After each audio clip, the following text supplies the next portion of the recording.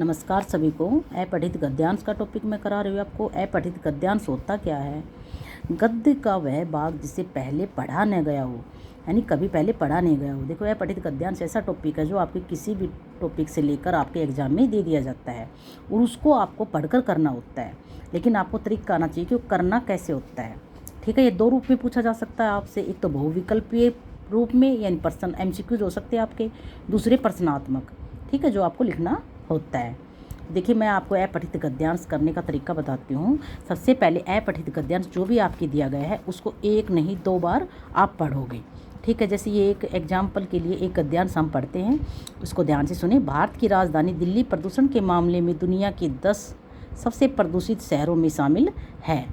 भारत की राजधानी दिल्ली प्रदूषण के मामले में दुनिया के सबसे 10 प्रदूषित शहरों में है। ठीक है, बढ़ते प्रदूषण के बहुत से कारण हैं, जैसे कारों की बढ़ती संख्या, पेड़ों को काटा जा सकना, कारखानों की बढ़ते हुए प्रदूषण। बहुत से कारण हैं ऐसे कारों की बढ़ती संख्या,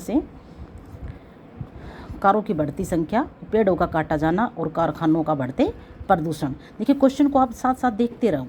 ठीक है, जो क्वेश्चन आपको लग रहा है कि इसका आंसर हमें यहाँ मिल रहा है तो उसको अंडरलाइन कर लो साथ साथ। जैसे दिल्ली के बारे में कौन सी बातें सच है, तो देखिए, भारत की राजधानी है, प्रदूषित 10 शहरों में से एक है, और ये हमें पहली लाइन में उत्तर मिल रहा है इसका। 1 व दोनों प्रदूषित मुक्त है, तो आप इसको करोगे 1 व 2 दोनों, क्योंकि दोनों लाइन यही से मिल गई आपको। इस क्वेश्चन का आंसर आपको पहली लाइन में मिल गया है कि वह भारत की राजधानी है और 10 सबसे प्रदूषित शहरों में शामिल है। आगे देखिए, गंदा पानी, पेड़ पत्तियाँ जलाना आदि, यानी कारखानों का गंदा पानी, पेड़ पत्तियाँ जलाना आदि। प्रकृति की ओर ध्यान न देकर हम अपने ही पैरों पर कुल्हाड़ी मार रहे हैं, यानी हम प्रकृति पर ध्यान नहीं दे रहे हैं। क्यों? पेड़ पौधों की कटाई की वजह से। बढ़ते हुए प्रदूषण में सबसे अधिक प्रभावित बच्चे और बुजुर्ग हो रहे हैं।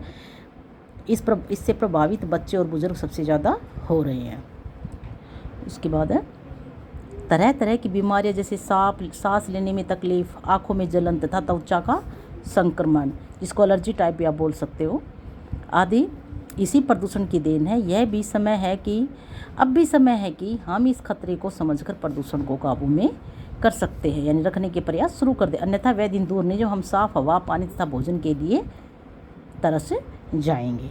ठीक है, तो देखिए बेटा, नेक्स्ट क्वेश्चन देखिए, बढ़ते प्रदूषण के प्रमुख कारण क्या है?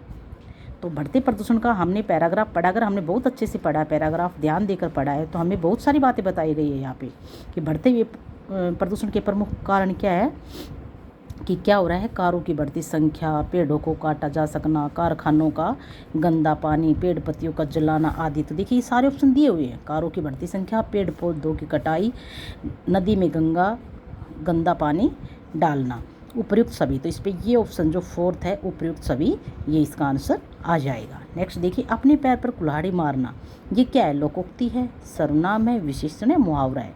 तो क्या है? ये मुहावरा है। हमने अपनी एक वीडियो में आपको मुहावरा पढ़ाया है, तो आपको पता होगा कि मुहावरा किसे कहते हैं।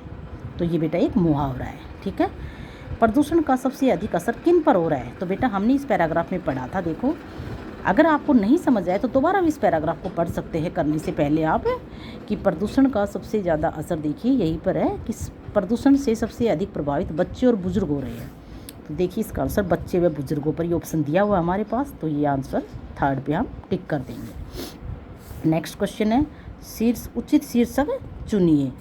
तो इसका उचित शीर्षक क्या हो सकता है? प्रदूषण का खतरा, दिल्ली देश की राजधानी, या बढ़ती बीमारियाँ, या फिर मनुष्य और प्रदूषण। तो बेटा, इसका प्रदूषण का खतरा इसका सही शीर्षक होगा।